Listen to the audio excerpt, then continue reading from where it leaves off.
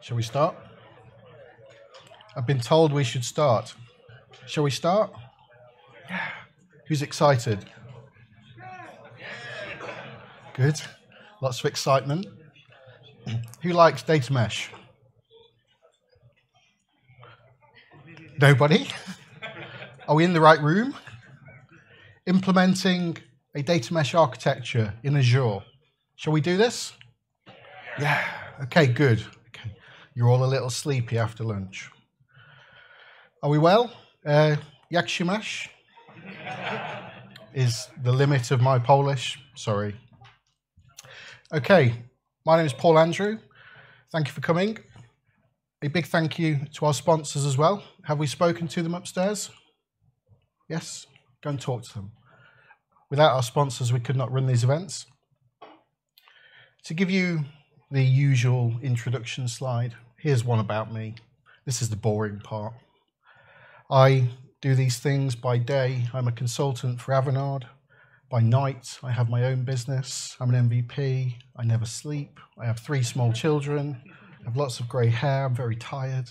Please make this easy for me. Not really. You may be interested to know that if you would like to go to my GitHub account, there is already a PDF of the slides that I'm about to show you in there.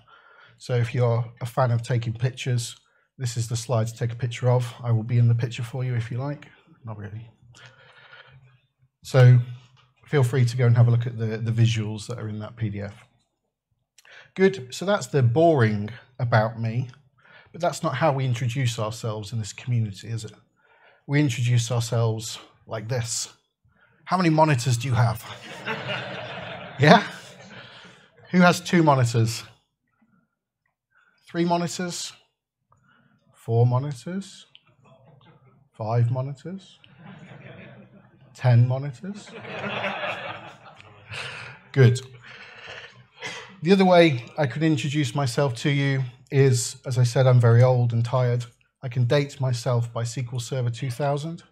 Can anyone else date themselves by an older version of SQL Server?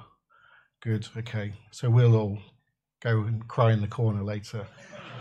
Good. My agenda for you in this session, we only have an hour together, sadly, but what I'm going to try and do is condense the value. And my agenda for you is going to be quite simply what, why, and how. And for most of those questions, we can answer them in 2 simple ways. It depends, and it's hard, okay? If you take nothing else away from this session, I give you those 2 answers. Those 2 answers will get you everywhere in life. When somebody says, what is the answer to life, the universe, and everything? It is not 42. It is, it depends. I promise you. Okay, good. So, data mesh then. What is it about? It depends, no. Let's be a little more specific. And we can introduce this topic with a Venn diagram. I like to represent things as Venn diagrams. I think it's a good way. And we can say that for data mesh, it covers people, process, and technology. It will deal with all 3 of these things. We have to embrace all 3 of those things. We have to deal with the culture, the personas, the organization structure, the skill set, the teams. We have to think about the ways of working, the agility, the requirements, the maturity, all of that, which is why it's hard. And in the middle there, where that Venn diagram overlaps, is what we could go after as a data mesh architecture. Now, I don't like those things, they're all boring. But of course, today, we can focus on the good stuff. We can focus on the technology. So I want to show you how I would implement a data mesh architecture using Microsoft Azure. So to continue that introduction then, as you're probably aware, we can call up Zhamak Dakhani as the mother of data mesh, maybe. And what Zhamak gave us via the Martin Fowler blogs is these 4 principles. These 4 principles of a data mesh. This domain-orientated, decentralized ownership and architecture, data platform as a product, self-service data infrastructure as a platform, and then that federated computational governance. Hard things, all hard things. I'm glad she stopped at 4. If there's any more than 4, I think we'd be struggling. And as I'm sure you're probably aware as well, Zhamak has since written a book, which I would encourage you to go and read. So these are the principles of where we can start to think about a data mesh. And it's these 4 principles that I want to use for you to break down this session a little further. So we can go into each of these principles and address it with that technology perspective. Not the people and the process so much, not today, not within the hour that we have, but certainly from a technology perspective, we can look at these things. So if that's the what, let's ask the question of why. Why should we do this? Well, what I've seen and what I'm sure you've seen over the years is that as data people, we are keen to gain insight from our data. We start on the left-hand side with our sources, and we want to get to that insight. Insight for the business, to stay ahead of the competition, to whatever they need to do. And the way that we get there will be through a series of processes of landing and cleaning and curating that data and modeling it. This problem hasn't changed. We always want that insight from our data. Technology has changed, and over the years we've abstracted, we've implemented things, we've taken shortcuts in here, we've tried to apply techniques and frameworks and data ops to get there quicker. But the problem hasn't changed. And what happens is typically, or what I've seen is that we end up with what we could describe as a monolith, a very centralized platform. There's a lot of good technical knowledge that's been built into this platform to help us get that insight quickly. But we end up with the same pain points, lack of ownership, lack of quality, things like that end up in there in this centralized platform. So to answer this question of, well, why should we build this then, if this is our problem statement? What we like to do is, within a data mesh, is we want to bring those things closer together. We want to gain insight quickly. But in order to do that, we have to break apart that centralized platform. We have to decentralize. And if we can do that, and we can break apart that centralized platform, we can then start thinking about that small packaged data product. Something that's small enough that it can live on its own. We can give the owners autonomy to look after it. They can onboard their own data sources and they can serve on that data. And then if we do that, we can of course scale. Scale within the business domains and onboard lots more data products. And then if we've done that well, we can then serve on all of those data products using what I like to call a marketplace of all things. And what we can perhaps come to appreciate is that if this thing that we're going after, we already do this in certain aspects of our life. If we think about the internet, organized as domains, with protocols, with federated governance, we serve on the internet using a simplified search box. A bit like all of the generative AI things. They've scraped the internet, they've made it rational for us to understand.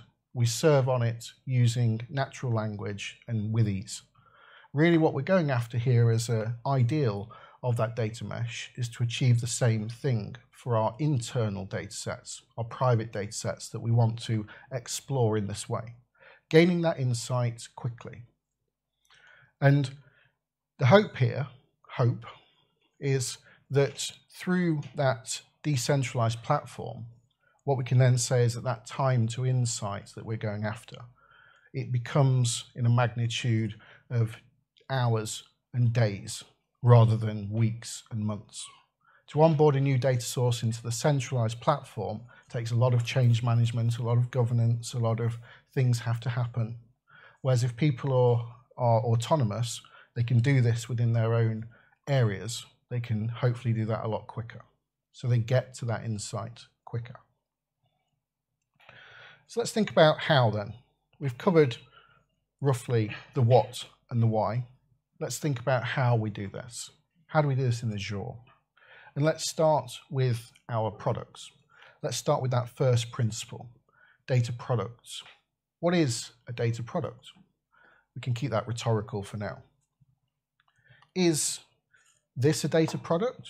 Sure, a centralized platform, but is it a data product? Is it many data products? Could we describe it as extract, transform, and load? Extract, transform, and load is what we're going after with a data product. Maybe. Do we extract that data with some pattern using Data Factory, using pipelines, using integration runtimes, using Purview maybe, using a privacy store to deal with that sensitive data if it's a batch load? Maybe using IoT Hub and Stream Analytics to ingest that data. We could. We could transform it using our, let's call it a data warehouse, or a lake house, or a data lake house, or combine those words in whichever order you wish.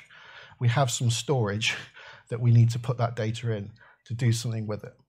We need to bring some compute to the party. We might want to model and load that data. We might want to create a semantic layer. Maybe. We wrap the whole thing in DevOps. We add in monitoring, logging, telemetry. We extend our orchestration to manage the platform's compute so we don't end up giving Microsoft all of our money. Definitely a good thing to do. We include VNet integration, so we're using private endpoints. We have a complex security model. And if you're me, you might use a metadata-driven orchestration framework. Is this a data product? Is this my centralized monolith? Maybe. Maybe this is more like my centralized monolith. But my point here is, how do we quantify that data product? Is this 100 data sources coming in and producing 50 fact tables with 100 dimensions serving 1,000 dashboards? Is that how we quantify a data product? I don't think so. We can do better. Let's make it smaller using PowerPoint animations. Easy. And let's pretend we're decentralized. We're scaling out here. And let's pretend that I've got my monolith type architecture, but I'm scaling here. What we have to go after when it comes to what is that data product, we have to be very clear about that definition. And it is not just a technical one. I said I love Venn diagrams. We can represent data products as Venn diagrams as well. Zhamak Dehghani did the same thing on page 30 of her book. We can start talking about a data product in terms of what it actually means for the business. What technical consistency do we need to bake into it?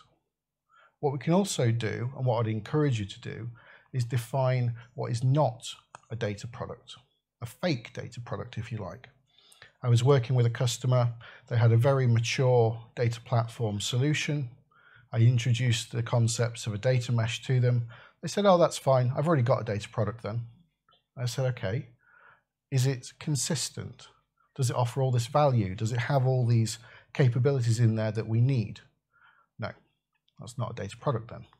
So we have to be very clear with the concepts. What I'll also do is I'm going to add some questions along the way. Should our data products handle both transactional and operational data as well as analytical data? Is this just an analytical use case that we're going after? In the room, who thinks we should handle transactional operational data as well? It depends, yeah, good answer. Yes, sir, you were listening earlier. But if we're not going to sit on the fence, do we think yes for the transactional data?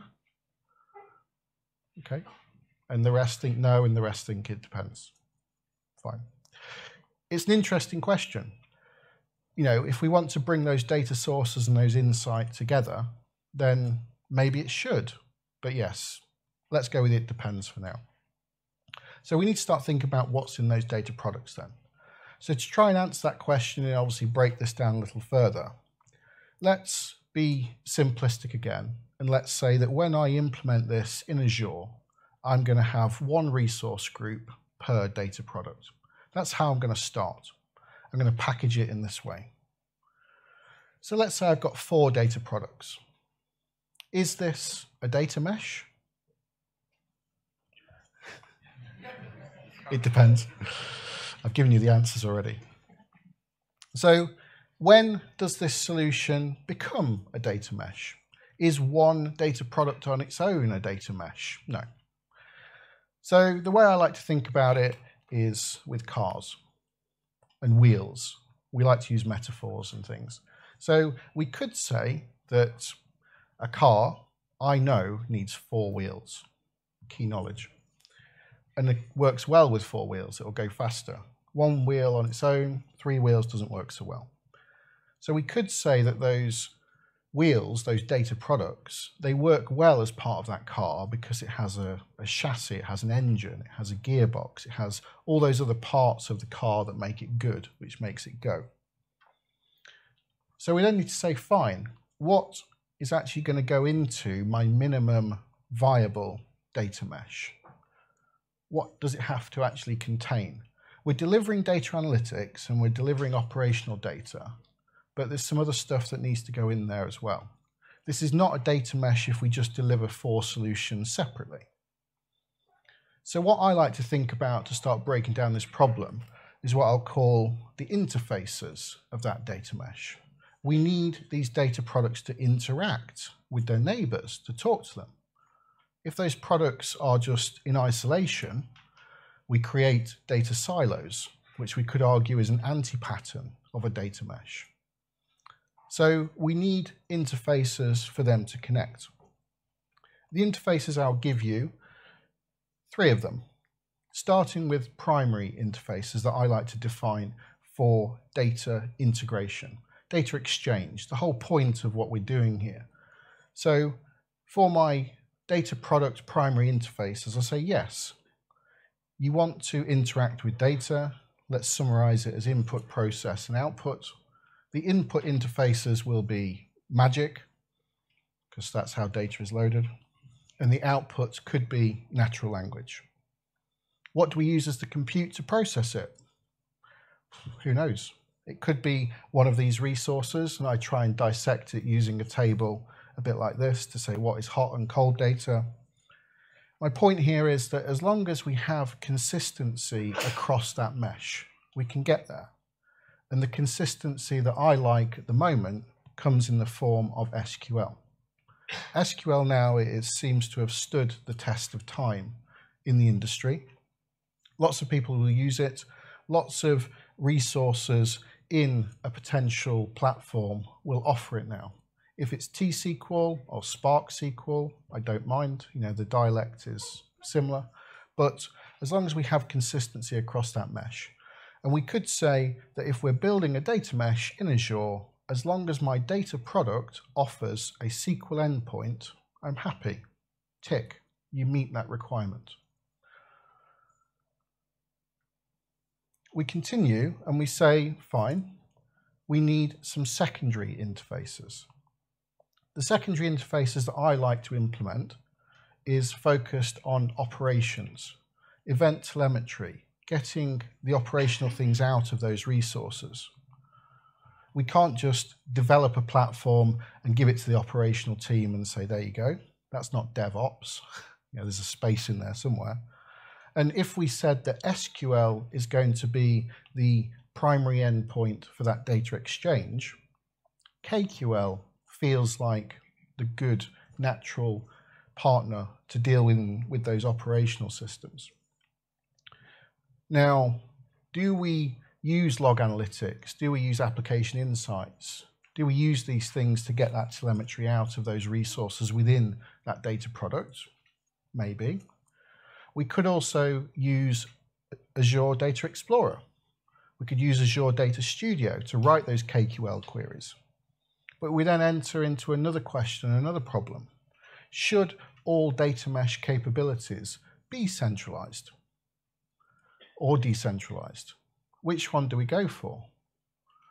Now, I talked about reasons for decentralization. But actually, when we come to apply this to our technology, to our Azure resources, we might want to think differently. What I would encourage and suggest is that within a data product, if we assume that scope of a resource group, we limit that and say, let's have one log analytics workspace for the data product. And then maybe across our wider data mesh, maybe per domain, we use Azure Data Explorer to harvest that telemetry. So we end up with a tiered approach to how this is implemented. We could do. This is what I find works well. Lastly, I give you the tertiary interfaces. What do we mean by that? Well, in Azure, in my solution of all the icons, I know that these things need to talk to each other. And when you try and draw networking diagrams, it ends up something like this with all the spaghetti and magic. I'm not a networking engineer. I'm very much a data engineer, but I end up being a networking engineer because I have to have conversations about networking so that my data resources can talk to each other. To give you an example, if we want Databricks, Data Factory, and Data Lake, common story I think, we want to use private endpoints to interact with my data lake, I need a whole bunch of other stuff. I need a VNet, I need subnets, I need my Databricks cluster to sit on a VNet that will have DNS support, that can resolve the name of my storage to access it, to do my data processing. I might need to talk to an express route to interact with the source systems. So suddenly I've gone from data mesh, data engineering to all this networking and infrastructure stuff that I need. And this is where implementing a data mesh becomes important, because in reality, we have to address this stuff. I had to have an uncomfortable conversation with a networking engineer when deploying Databricks. I said, can I have a VNet, please? He said, yes. I said, can I have 32,000 IP addresses, please, for my cluster to auto scale? He said, no. He said, you can have 5. I said, 5? I said, really? Your data's you're not gonna get that insight quite as quickly as you want. And suddenly that data insight and that time to insight became a networking problem, not a data problem. But these are the things that we have to face, which is why in my world of implementing a data mesh architecture, that tertiary set of interfaces, we have to address it as well. We have to represent it. And you see in my picture, I've got those 4 products. I've got VNets in there. VNets that we could implement using full peering. You could. Every time you introduce a new data product, you have to re-peer it with every other VNet that exists. Maybe. We could have a hub and spoke set of VNets. Could be expensive because Microsoft will then charge you for every bit of traffic that goes through that hub VNet. Becomes a problem. We could use something more targeted with service endpoints and private endpoints and manage private links. We could do that. But then we don't have consistency across our data products, and we go against what I introduced as consistency in that mesh. So this is hard. Which one do we choose? It depends. It's hard. But as data people, we have to address this. For your amusement, I had a customer. They had lots of things all over the place, simply. We had data products, and we had a data product in South Australia. They wanted it to talk to a data product in East US. I said, fine. But currently our VNet topology meant that that had to go through 3 or 4 different hops, 3 different hubs and spokes to get there. I said, oh, can you not just create a peering between South Australia and East US? You know, the world is round, it's not flat, is what I said to them. They didn't appreciate that. They said, no, that'll take 6 months. I was like, okay. So, you know, this was the same customer that gave me 5 IP addresses for my Databricks cluster as well. But you appreciate the problem here, that suddenly we go from implementing a data mesh architecture with all of that good stuff and ideals around gaining insight quickly, to suddenly we have to address these problems, which is why I offer you these definitions of a primary, secondary, tertiary interfaces here. This is what we actually need to consider and we need to think about. Okay, let's change gears. Data domains. What's that all about? Well, in our data mesh principles, we like to think about domain-orientated decentralization. Good. When we apply that using PowerPoint animations, we can make things smaller again. This is good. What we could say is that I have 4 data products here. Those 4 data products could sit within a single business domain. And we might want to organize those business domains by Azure subscription. You could do, might make sense. And then that could be a natural way within our Azure tenant to scale. It offers good isolation in terms of cost. You often have limitations in Azure at a subscription level. I had a customer, they were using role-based access. They had some custom roles and things. Microsoft enforce a limit per subscription of 2,000 role-based access assignments at that subscription level. They reached that limit, so they had 88 subscriptions. Probably not the best way to go, but that's how they'd organize their security model. Fine, yeah, we could work with that. It made sense from a data domain perspective, but this is how we could organize ourselves. And we can, of course, add lots more domains to that. So this is what I give you in terms of implementing data products and data domains within Azure for now. There's a lot of icons on there, there's a lot of content on there, but ultimately there's a lot of thinking that's kind of gone into leading up to this. So this is what we can use as a way to do it for now. Let's think about governance and planes, not aeroplanes, planes. And to address those other 2 principles, what we might want to think about here is federated governance and self-service infrastructure as a platform. That's a hard one, right? Self-service infrastructure as a platform. I struggle just with self-serving data to my business users. Never mind self-service infrastructure as well. How do we tackle that? Well, within my picture, let's modify it slightly and let's say that I'm going to have my platform as a service plane and I'm going to have my infrastructure as a service plane. My data products have their interfaces, they have their VNets. My data products could be whatever I need them to be, whatever that business domain needs them to be. Doesn't have to be Databricks, it could be something else, down to the requirements of that data product, as long as we have consistency.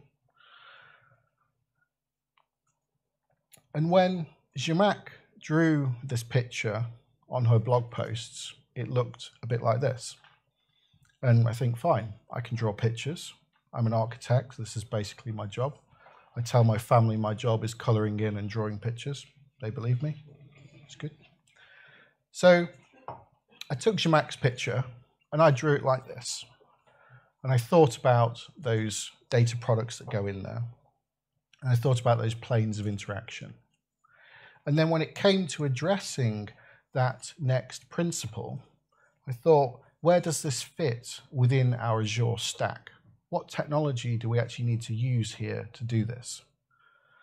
I talked to some friends, a very beardy friend, Mr. Rob Sewell. I got his guidance. I said to him, what would you do? And he collaborated with me on a blog post. And he said, well, he said to me, it depends. So thank you, good. And we looked at the tools on offer. And he said, we started out with thinking, well, is this a brownfield deployment or is this a greenfield deployment? And then this is kind of where the conversation started picking up momentum. Do we use Bicep or ARM templates or Terraform? Do we use DevOps? Who's using GitHub Enterprise? Nobody. Don't tell Microsoft. Shh. Do we do things in Jira? Do we use Visual Studio? Do we use VS Code? You know, all of these sort of questions come along. And this is where we kind of fell into that trap of it's no longer about the technology. We have to start addressing the people and the process as well. So we came up with a high-level workflow of what this needs to look like, how we actually need to tackle this if we're truly implementing self-service infrastructure. The problem we've got is that I'll go to a customer, I'll say I want a Databricks workspace, please. And every single customer will have a different way to implement it. A recent customer wanted an external Hive metastore to be in a SQL database. Like, why? They said, oh, reasons, security, etc. I said, fine. But the point is that if somebody said to me, can I have, let's say, an ARM template for a Databricks workspace? Every single customer will have a different version of that. So suddenly delivering infrastructure as a service becomes hard. We need to, within our marketplace, create a whole set of templates for all the different resources that we might want to put into a data product. And then we have to deal with configuration-driven deployments. And what does the front end for this thing even look like when it comes to these people that want these data products deploying them? It's hard. So there is some thinking there in some of those blog posts that can go into much more detail on that. A recent implementation was using ServiceNow as the front end. Let the users pick what they want in a custom form, take it as a JSON payload, put it through some queuing and validation, turn it into some infrastructure as code that can be deployed. But that's a lot of development effort. A lot of development effort that, if we're talking about business value, is going to come much further down the line. Let's move things around a little more and talk about our fourth principle of federated computational governance. Again, another hard one. How do we apply that? Well, we can start by thinking about how do we serve on this mesh. Traditionally, we might want to create a semantic layer. We might want to report on that data that's within those products. We think about the people and the process, and we try and break this down. We have to think about what are those personas that are going to come in and serve from our mesh. Do we need a virtualization layer? Do we need a semantic layer? Do we need dashboards? It depends on the persona of the person that we're working with. We have to address this as a multi-plane problem. To add some more icons to the pictures, because I know you love the icons, do we do it with Synapse? Do we do it with analysis services? Do we do it with Delta Lake and a Unity catalog and Delta sharing? Again, we could do. So I give you another question. What technology could or should be used to deliver that insight across the data mesh?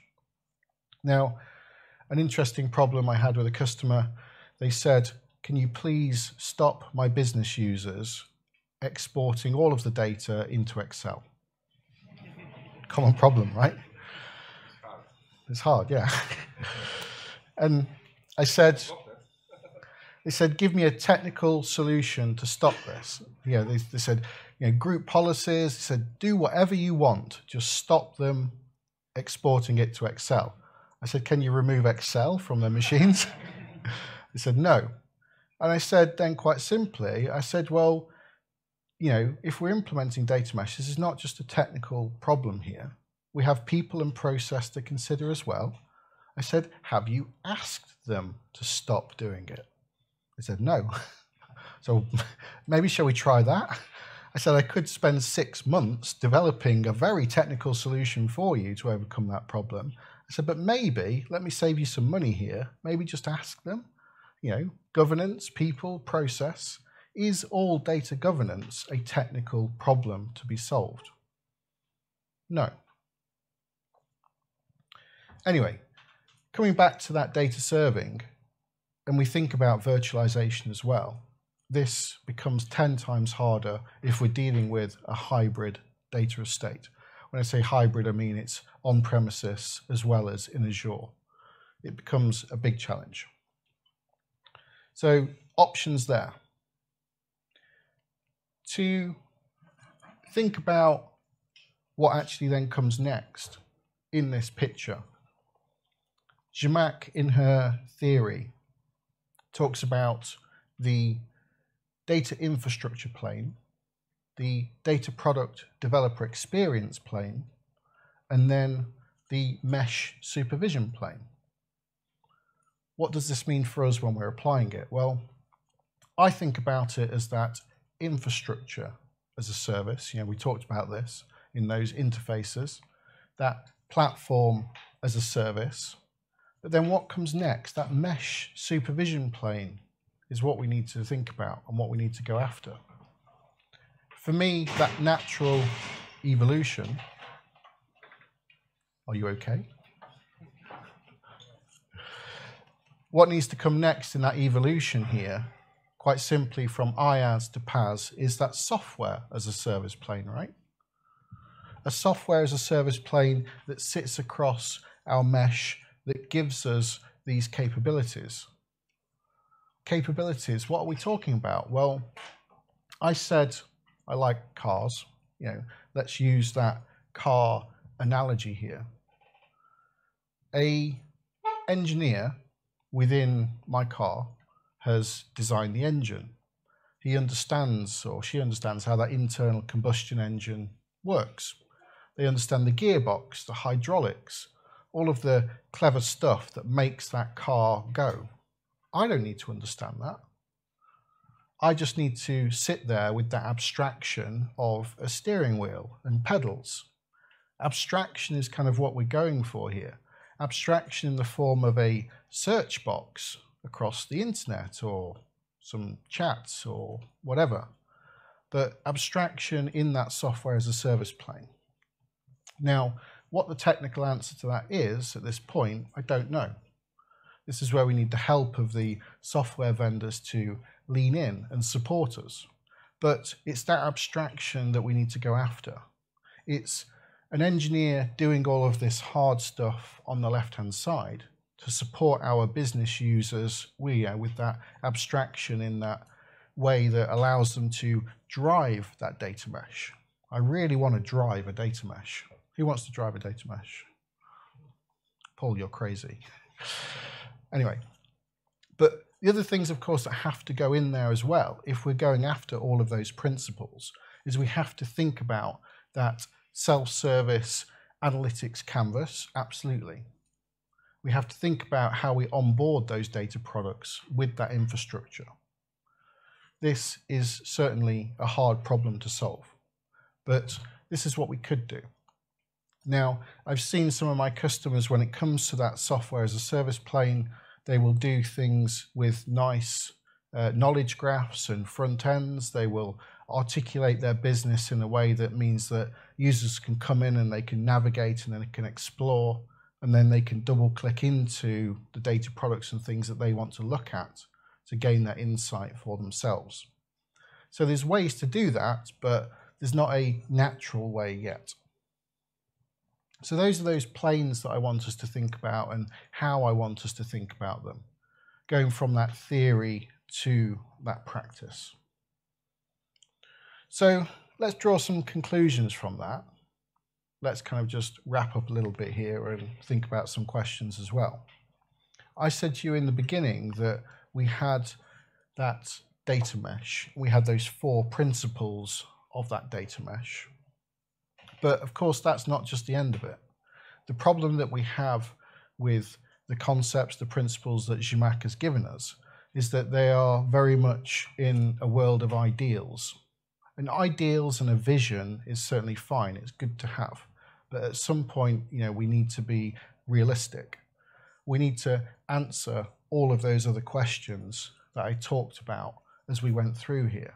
Because as technical people, we have to then try and apply these things to the technical landscape that we're given.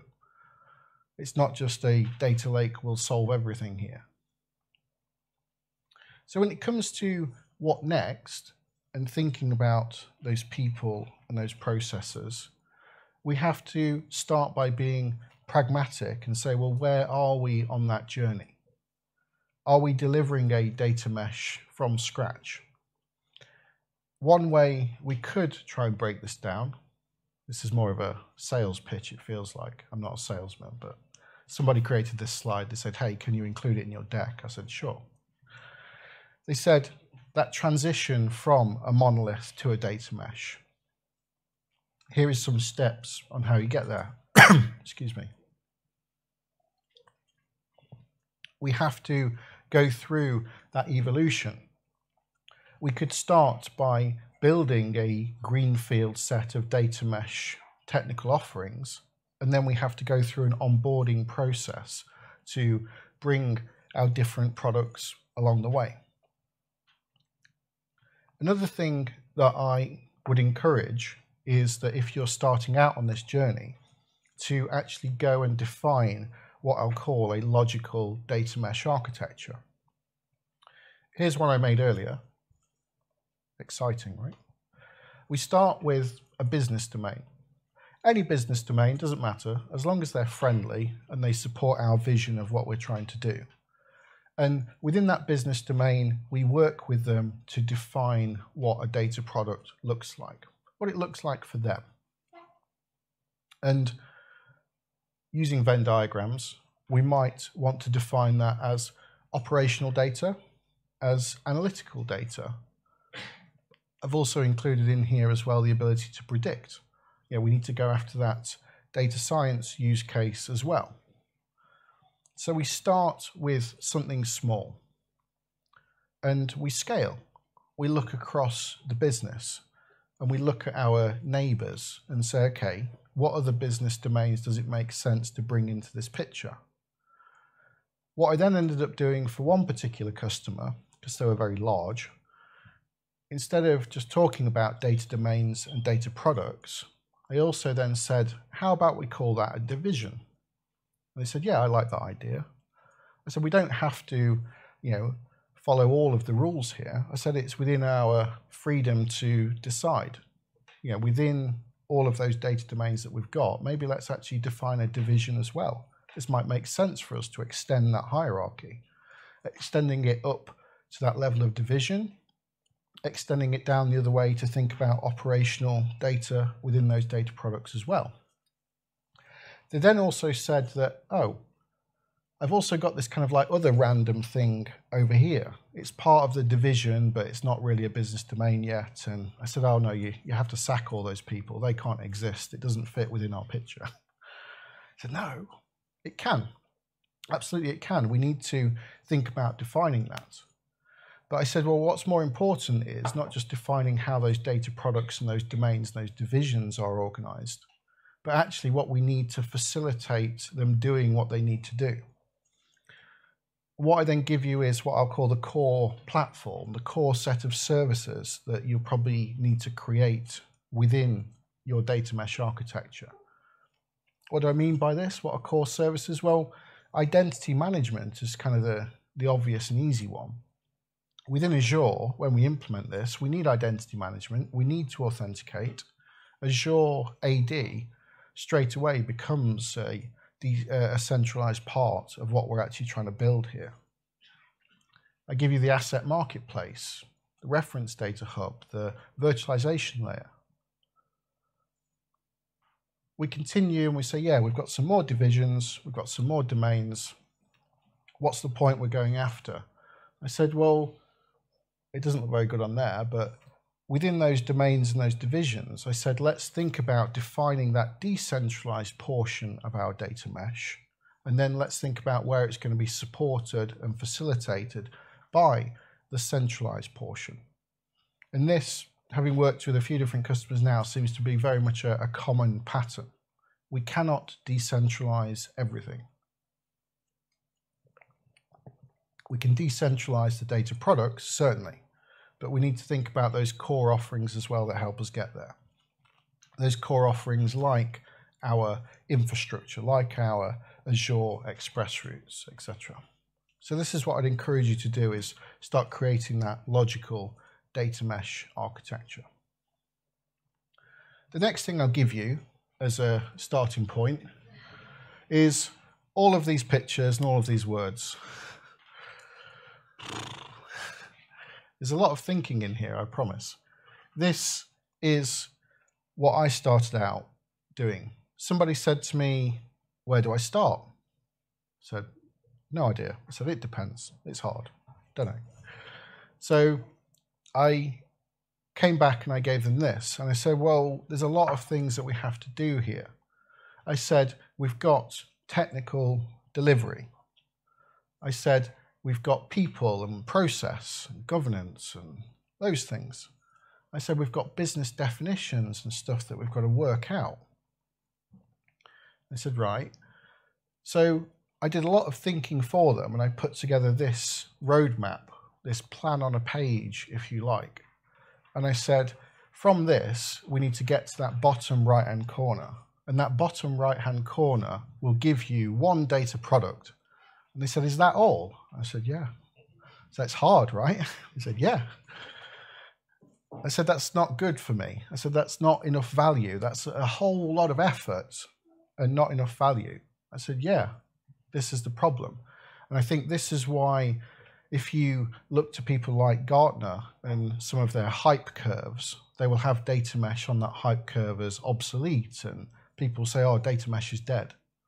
So it's not dead, it's just really hard, which is why for a lot of organizations, particularly brownfield implementations, that if they're going after a data mesh architecture, that bar to entry is so incredibly high to get them there that maybe that's enough of a reason just to not even try. So data mesh could be dead for people that obviously don't want to try and go over that hump of this being really hard. We have to be pragmatic. Pragmatism is definitely the key. Pragmatism to say that I'm going to front load some of the tasks in this plan on a page, front load it in order to deliver a thin slice maybe of my data mesh. And then from that thin slice, I will iterate, I will onboard more products and things, and then I will scale. We have to demonstrate that business value as we go through. We cannot spend 3 years developing all of the clever stuff on delivering a data mesh, the infrastructure as a service, etc., without demonstrating any value to the business. That time to insight has to come. It has to come quickly. Otherwise, yes, it's dead and we've not achieved anything. I picked 3 years, by the way, because Microsoft have implemented their own internal data mesh architecture. I asked them how long did it take? Said 3 years. So, this is a long journey, and my plan on a page will give us one data product and some thinking to start getting there for the next one. The next perspective I'll give you is this one, because I love to draw pictures. My job is drawing pictures. Somebody said, what's this going to look like in terms of my resource model and the people that I actually need here? And I said, I'm not sure. I said, maybe something like this. I said, in the beginning, we need to start with an army of business analysts, let's say. People that can go out there, they can look at the business, they can do maturity assessments, they can look at the process, the governance, all of the skills that we have and how we currently operate. How do we currently operate and do our business? They can then come back and we can use that information to then start defining and creating what our future data mesh looks like to implement that vision. Once we've done that, we can ramp up with that engineering capability. Ramp up with the engineers, the technical people, to get to that minimum viable mesh that I've kind of got on there as like this milestone of phase 1. A minimum viable mesh that contains maybe 2 or 3 data products, interfaces, consistency, maybe a virtualization layer to allow them to serve on it, maybe. The point is, though, that what we're aiming for is at some point that engineering resource can ramp back down. The engineers, they've built the car, they've created the engine, they've done the hard part, the clever part, and it means then that we can empower those business users, empower them to gain that insight across the mesh with those capabilities that we've given them. Does this make sense? Am I balmy? A few nods, a few Paul, you're crazy. Yeah, it's fine. I'm used to that response. That's not to say, of course, that those engineers, after they ramp down, are out of a job. Certainly not. It's just a case of evolving, that they've built this car, let's build the next car. So to finish off for you folks and say, should we implement a data mesh architecture like this all together now? It depends. Good. But hopefully, within the time that we've got, the short time that we've got in this session today, I've given you enough of an insight to say, well, this is what I might do.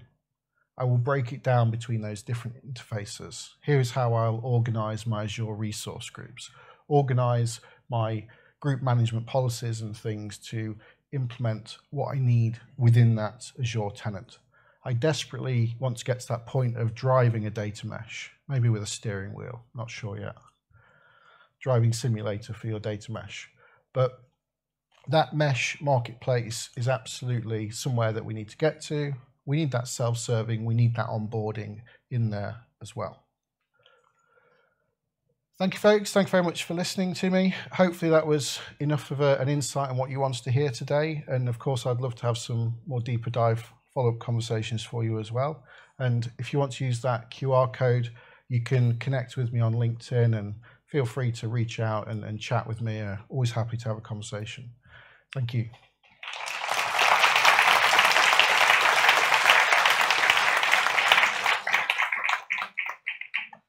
We have 7 minutes for questions, is that right? Do you doing microphones, or do you want me to repeat them, or how do we want to play this? I'll repeat the questions for people at home that are maybe still interested in. Yes, sir.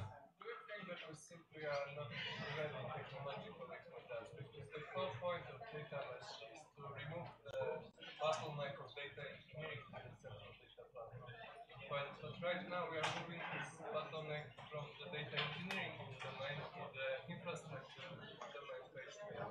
And infrastructure domain from the engineering perspective is even a rarer, more difficult skill than data engineering. So basically we are moving hard problem to even harder problem that is even a bigger bottleneck.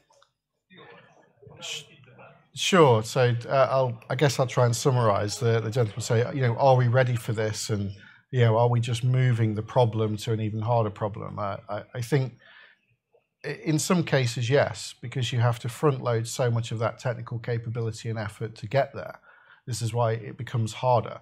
But I have seen organisations that if they can overcome that initial hump of getting that data product and that platform in place, suddenly onboarding the next data source and getting insight from it happens so much quicker. So that's the hard sell, I think, of getting over that minimum viable mesh in order to get there, to then scale and to gain that time to insight. So I think initially, yeah, you're absolutely right. It's moving the problem and maybe even making it harder. But if we can go through that pain barrier, and software vendors and things, they can lean in and support us with this, then yeah, maybe. Maybe as a side note to that, if you aren't already registered for the Microsoft Build conference coming at the end of May, definitely look out for that. There's hopefully some announcements there that may help us. Cool. I don't know which order, but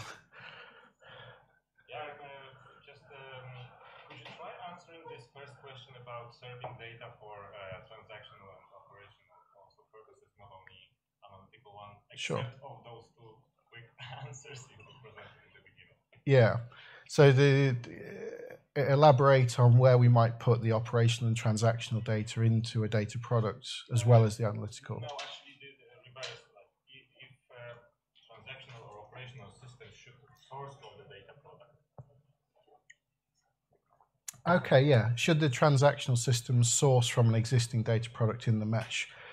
Yeah, absolutely. I've seen that. Good examples being around reference data for postcodes and things like that. You want that master data management type area. I had a customer recently. They implemented reference data as its entire separate domain because they had so much master data that it made sense to them, and then they kind of organized that master data, that reference data, as different products for different categories of what it was about. And then, yes, operational systems served on that. So yeah, I have kind of seen that back to front use case as well, if that answers your question. Well, I thought more about this consumer aligned data product rather than the source aligned, which is consumer aligned data product rather than source aligned. Modeled a bit, or like kind of silver between gold. Yeah. Data products, let's say. Yeah. So a consumer that wants a consumer of data products that isn't an application, or well, let's say it's some operational system which serves another purpose, like business depends on it. So depending on the data quality, you will earn money or not as a company. Sure, yeah. So would you bake that into a data product? Or? Well, I kind of think it shouldn't. Like the data product should be out of it or sourced from the same place rather than the operational system which sources from the product itself. But maybe I'm yeah, we're getting into that dependency spiral, aren't we? Of who comes first and who is the authoritative source. Maybe is what we're going after. I think absolutely. I've seen new roles kind of emerge within organisations as part of this to say, we have a data product owner, we have a source system owner, we have a data domain owner. I worked with a customer as well recently where we defined a role that I called a data chain owner. So they were responsible for that data lineage as well, from source to wherever it went in the business. So they had kind of like those vertical owners and then that horizontal owner as well. And it's for, I guess, for those people to figure out the answer to what you're getting at there with that problem of who comes first, who's the authority. Obviously, it depends, right? It depends, yeah, good answer. Yes, sir. Thanks for your presentation. I really Thank you. enjoyed it. I think you covered the topic very broadly and you gave us a lot of thinking. Good, thank you. But question is, at the end you said, what does this mean? I mean, we all feel that this is idealistic idea, Yeah. kind of utopia, but somehow customers want it. Yeah. Right? You say a lot, you talk with the customers. Why? I mean, what's the reason behind it? Because somehow they want to go into it, right? They want to go into that utopia. So yeah. What from your experience what are his reasonings behind it? So the experiences of kind of drilling into why do this. I've seen pain points with customers that they want to scale, but they can't because they're in this centralized platform. That centralized platform, that monolith, if we describe it, I have seen customers, they will take months and months to onboard a new data source before they gain any insight from it, before they get it into a model. I've also seen the other anti-pattern of the data silos that I describe, where you've got a huge business and you have different data engineers and people doing things. Massive inconsistency, massive amounts of data duplication. None of it is brought together. I had conversations with customers where one part of the organization had implemented a Delta Lake with lots of good code and assets and things. They didn't share it with any other part of the organization, and the organization went and developed the same thing. So I think organizations are recognizing that technical consistency has to come in order to scale and gain that time to insight. I think organizations are seeing that pressure of data engineers that they need, which is that hyper specialized skill that they're dependent on at the moment, and that massive demand that, of course, it can never be fulfilled. So they're going after it for all of these reasons.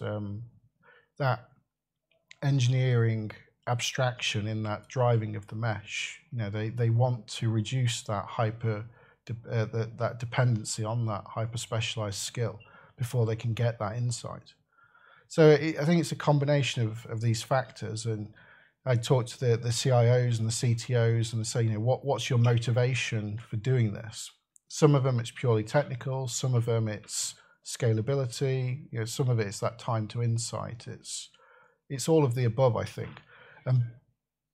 I was going to say, just last point, that because Zhamak's book was written in such an ideal utopia, without any technology mentioned at all. Yeah. Yeah. Visions, concepts, ideals, theory, the non-technical managers, maybe they love that stuff and they want, I'm going to go after that. And then they give it to us to say, here's all the hard work to go and do. So I think there's any quick wins or shortcuts? No, I mean, this is the double down on that pain, because I go to every customer will have a different implementation of a data mesh, because of course every customer is organized differently. You take two retail customers, their function is fundamentally the same, but they will organize themselves differently. Therefore, their definitions of a data product will be different. So it's ideals, but also then there's no consistency for us as a community to collaborate and share and deliver on some of that stuff, which we, as a community, we can't collaborate to reduce the pain to achieve those quick wins yet, because every customer's different as well. So maybe I'm preaching about something that shouldn't exist, and we'd all get more sleep at night if it didn't. Yes, I think so. How does data mesh approach or architecture fit into landing zones advertised by Microsoft? Yeah, great question. How does data mesh feed into landing zone architectures as described by Microsoft? It's a really interesting, I think, argument to go and have, because customers will say to me, what's the difference between data fabric and data mesh? And we have to try and break down that common integration with that that decentralized approach to delivering it as well. I think, I don't want to say it depends. It depends on that size of that organization and how disparate their data sources are. You could be dealing with a multinational corporation that has data in all different regions, and therefore landing zones make sense to support them getting it in to that common sort of ingestion plane. So it could be that they need that landing zone support as a first wave of even getting the data in before they can then give it to the data products to support them. So it depends. Sorry.